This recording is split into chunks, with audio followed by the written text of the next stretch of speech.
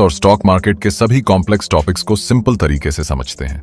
आज का एपिसोड बहुत ही एडवांस्ड और पावरफुल होने वाला है, क्योंकि आज हम प्राइस एक्शन के साथ एक बहुत ही पावरफुल टूल को कंबाइन करके चार्ट को रीड करना सीखने वाले हैं। प्राइस एक्शन के साथ हम जिस टूल को कंबाइन करने वाले हैं उसका नाम है वॉल्यूम, क्योंकि प्राइस हमें सिर्फ ये बताता है कि क्या हुआ, लेकिन वॉल्यूम हमें बताता है कि क्यों हुआ। कौन से मूव के पीछे असली ताकत है, कौन सा ब्रेकआउट फेक है, कौन सा ब्रेकआउट रियल है और कहां पर मार्केट में मैनिपुलेशन हो रही है, ये सब कुछ वॉल्यूम हमें बताता है।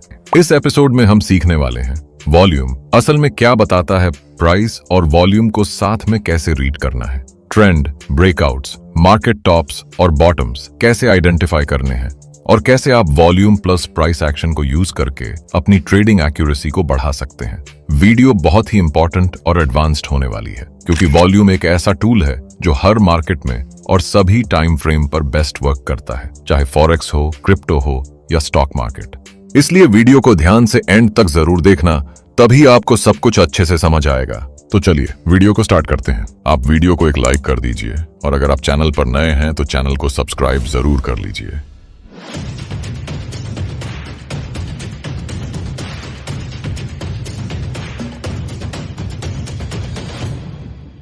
चलिए सबसे पहले समझते हैं कि वॉल्यूम क्या होता है।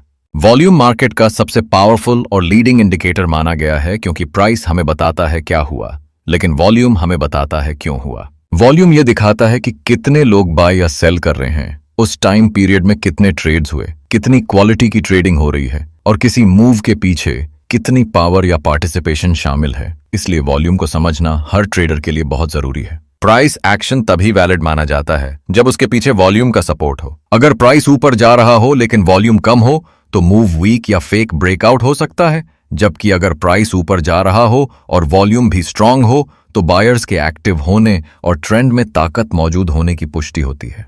ये कॉन्सेप्ट्स 3 इंपॉर्टेंट लॉज पर बेस्ड हैं। फर्स्ट है the law of supply and demand, second है the law of cause and effect और थर्ड है एफर्ट रिजल्ट। और ये सारे लॉज वॉल्यूम और प्राइस एक्शन के साथ फाइनेंशियल मार्केट्स में डीपली लिंक्ड हैं। सप्लाई डिमांड के अनुसार जब डिमांड सप्लाई से अधिक होती है तो प्राइस ऊपर बढ़ता है, और जब सप्लाई डिमांड से अधिक होती है तो प्राइस नीचे गिरता है। और ऐसे मूवमेंट्स के बाद मार्केट में डिमांड या सप्लाई जोन्स बन जाते हैं, जहां डिमांड जोन पर स्ट्रांग बायर्स और सप्लाई जोन पर स्ट्रांग सेलर्स एक्टिव होते हैं। इसलिए फ्यूचर में जब प्राइस इन जोन्स पर आता है तो अक्यूमुलेशन या डिस्ट्रीब्यूशन देखने को मिलता है। सेकंड लॉ यानी कॉज इफेक्ट कहता है कि मार्केट में जो एक्टिविटी होती है उसका सीधा असर प्राइस में दिखता है। सिंपल वर्ड्स में वॉल्यूम कॉज होता है जो बताता है कि बाइंग या सेलिंग कितनी हुई, और प्राइस इफेक्ट होता है जो बताता है कि बाइंग या सेलिंग का मार्केट पर क्या असर पड़ा, यानी प्राइस कितना ऊपर गया या नीचे गिरा। बड़ा कॉज होने पर इफेक्ट भी बड़ा मिलता है और छोटा कॉज होने पर इफेक्ट भी स्मॉल मिलता है। यानी अगर मार्केट में भारी बाइंग या सेलिंग होगी तो प्राइस में बड़ा मूवमेंट आएगा और एक्टिविटी कम होगी तो मूवमेंट भी छोटा रहेगा। अब third law effort versus result के अनुसार चार्ट पर प्राइस एक्शन को हमेशा नीचे दिख रहे वॉल्यूम के साथ मैच होना चाहिए। अगर वॉल्यूम स्ट्रांग है और प्राइस भी प्रोपोर्शनल मूव दिखा रहा है तो प्राइस एक्शन नॉर्मल और लॉजिकल है, लेकिन अगर वॉल्यूम बहुत वीक हो और प्राइस बहुत ज्यादा मूव कर जाए तो यह मैनिपुलेशन हो सकता है। इसलिए चार्ट पर दिखने वाला हर प्राइस मूवमेंट वॉल्यूम द्वारा सपोर्टेड होना जरूरी है, और इसके वैलिडेशन का एनालिसिस कैंडल बाय कैंडल किया जाता है, जो हर टाइम फ्रेम पर सेम रहता है। तो चलिए अब समझते हैं कि कैंडल कैसे बनती है। जनरली कैंडल पिछली कैंडल के क्लोज के पास ओपन होती है और ट्रेडिंग के दौरान प्राइस ऊपर नीचे होता रहता है, यानी बुल्स और बेयर्स एक दूसरे को पुश करते रहते हैं। अगर बायर्स स्ट्रांग होते हैं तो कैंडल ग्रीन क्लोज होती है, यानी कैंडल की क्लोजिंग उसके ओपन से ऊपर होती है, और अगर सेलर स्ट्रांग होते हैं तो कैंडल रेड क्लोज होती है, यानी कैंडल की क्लोजिंग उसके ओपन से नीचे होती है। कैंडल में अपर और लोअर विक्स भी होती हैं। अपर विक बताती है कि बायर्स ने प्राइस को ऊपर पुश किया लेकिन होल्ड नहीं कर पाए, और लोअर विक बताती है कि सेलर्स ने प्राइस को नीचे पुश किया पर होल्ड नहीं कर पाए, और यही दोनों विक्स सपोर्ट रेजिस्टेंस लेवल्स का इंडिकेशन भी देती हैं। यानी अगर किसी कैंडल में अपर विक बनती है और उसके बाद प्राइस नीचे गिर जाता है तो यह अपर विक रेजिस्टेंस बन जाती है, और इसी तरह अगर किसी कैंडल में लोअर विक बनती है और उसके बाद प्राइस ऊपर उठ जाता है तो यह लोअर विक सपोर्ट बन जाती है। अगर किसी कैंडल का बॉडी छोटा होता है और विक्स दोनों तरफ ऑलमोस्ट इक्वल होती हैं तो इसका मतलब है कि मार्केट में कंफ्यूजन है और ऐसी कैंडल्स को अवॉइड करना चाहिए। अब अगर अगली कैंडल ओपन होकर पहले थोड़ा नीचे आकर लो बनाती है, फिर ऊपर जाती है और प्रीवियस कैंडल के हाई के ऊपर क्लोज कर देती है, तो प्राइस एक्शन सिग्नल देता है कि इस समय बुल्स के पास पावर है, यानी डिमांड सप्लाई से अधिक है। लेकिन सिर्फ प्राइस देखकर डिसीजन नहीं लेना चाहिए, बल्कि इसके साथ वॉल्यूम को भी एनालाइज करना चाहिए। अगर कैंडल स्ट्रांग बनी है और वॉल्यूम भी स्ट्रांग है तो मूव वैलिड होता है, यानी बुल्स सच में कंट्रोल में हैं। लेकिन अगर एफर्ट यानी वॉल्यूम बहुत कम हो और प्राइस बहुत ज्यादा मूव करे तो यह मैनिपुलेशन या फेक आउट हो सकता है। साथ ही अगर प्राइस थोड़ा सा मूव करे लेकिन वॉल्यूम अनयूजुअली हाई हो तो इसका मतलब ट्रेंड वीक हो सकता है, यानी ट्रेंड चेंज हो सकता है। और यह सिनेरियो अक्सर बुलिश ट्रेंड के टॉप या बेरिश ट्रेंड के बॉटम पर देखने को मिलता है। इसे सिंपल वर्ड्स में समझें तो आपको हमेशा ध्यान देना है कि अगर प्राइस और वॉल्यूम दोनों मैच करें तो मूव जेन्युइन होता है, लेकिन अगर प्राइस और वॉल्यूम मिसमैच करें तो यह मैनिपुलेशन का संकेत होता है। चलिए अब इस कॉन्सेप्ट को और आगे बढ़ाते हैं और समझते हैं मल्टीपल वॉल्यूम एनालिसिस के बारे में। इसमें आपको देखना है कि अगर मार्केट स्ट्रॉन्ग अप ट्रेंड में है और कैंडल्स लगातार बड़ी होती जा रही हैं, तो इस मूव को वैलिड प्रूव करने के लिए वॉल्यूम भी स्टेप बाय स्टेप सिक्वेंशियल बढ़ना चाहिए। यानी कैंडल बड़ी होती जा रही है तो वॉल्यूम बार्स भी बड़े होने चाहिए। अगर ऐसा हो रहा है तो इसका मतलब होता है कि ये ट्रू एक्यूमुलेशन हो रही है। लेकिन अगर प्राइस की कैंडल्स तो बड़ी हो रही हैं पर वॉल्यूम उतना इंक्रीज नहीं हो रहा है, तो ये मूव वैलिड नहीं माना जाता और इससे ये संकेत मिलता है कि मार्केट में मैनिपुलेशन हो सकता है। यही रूल्स डाउन ट्रेंड में भी लागू होते हैं, जहां अगर मार्केट स्ट्रॉन्ग डाउन ट्रेंड में है और कैंडल्स लगातार बड़ी हो रही हैं, तो रियल सेलिंग यानी ट्रू डिस्ट्रीब्यूशन तभी मानी जाएगी जब वॉल्यूम भी उसी हिसाब से बढ़ रहा हो। पर अगर वॉल्यूम नहीं बढ़ रहा तो इसका मतलब मैनिपुलेशन या वीक सेलिंग हो सकता है।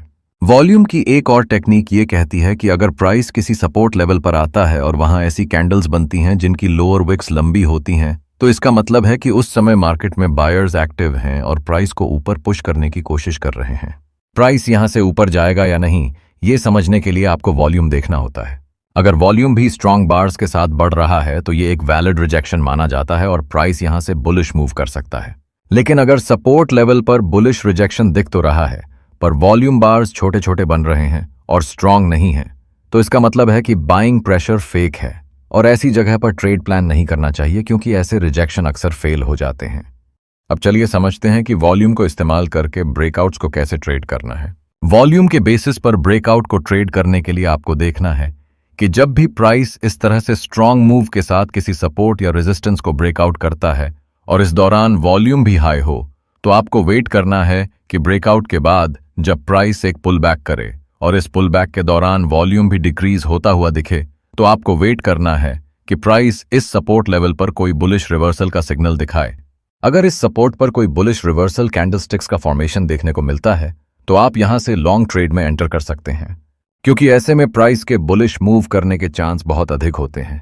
फॉर एग्जाम्पल, आप इस बिटकॉइन के चार्ट पर देख सकते हैं कि मार्केट यहां पर बुलिश स्ट्रक्चर बनाते हुए अप ट्रेंड में मूव कर रहा है। उसके बाद देखिए, जब प्राइस ने एक पुल बैक दिया है तो यहां पर एक रेजिस्टेंस लेवल बन गया है।